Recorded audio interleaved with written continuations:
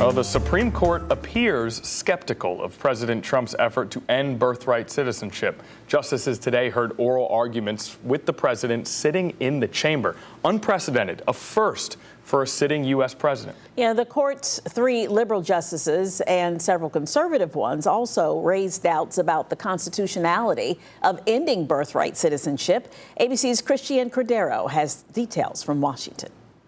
Today, the fate of birthright citizenship is in the Supreme Court's hands after attorneys representing the Trump administration and the ACLU argued its constitutionality before the court's 9 justices. The administration wants to end birthright citizenship for the children of non-citizens, arguing the policy has been taken advantage of by undocumented immigrants. 8 billion people are one plane ride away from having a child who's a U.S. citizen. Birthright citizenship has long been tied to the 14th Amendment, which says anyone born or naturalized in the U.S. and subject to the jurisdiction thereof are citizens. The administration argues undocumented immigrants are not subject to the jurisdiction of the U.S. You're using some pretty obscure sources to get to this concept. But today, all 3 liberal justices and most of the conservative ones appeared skeptical. Children of ambassadors, children of enemies during a hostile invasion, children on warships.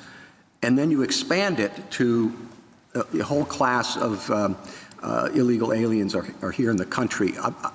I'm not quite sure how you can get to that big group from such tiny and sort of idiosyncratic examples. President Trump attended today's arguments and is the first sitting president to do so. He left halfway through the American Civil Liberties Union's opening statements. The ACLU's attorney, born in the U.S. to Taiwanese parents, spoke after court was dismissed. My parents and so many of our parents and ancestors who came to this country seeking refuge, seeking new opportunities, and who relied on the rule that we've had in this country for 150 years.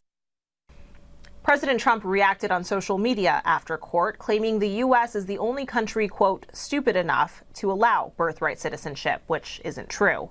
The Supreme Court is expected to rule on this case by this summer. Christiane Cordero, ABC News, Washington.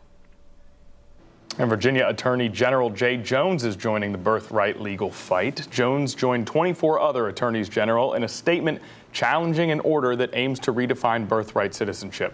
The coalition argues the move violates long-standing constitutional protections under the 14th Amendment.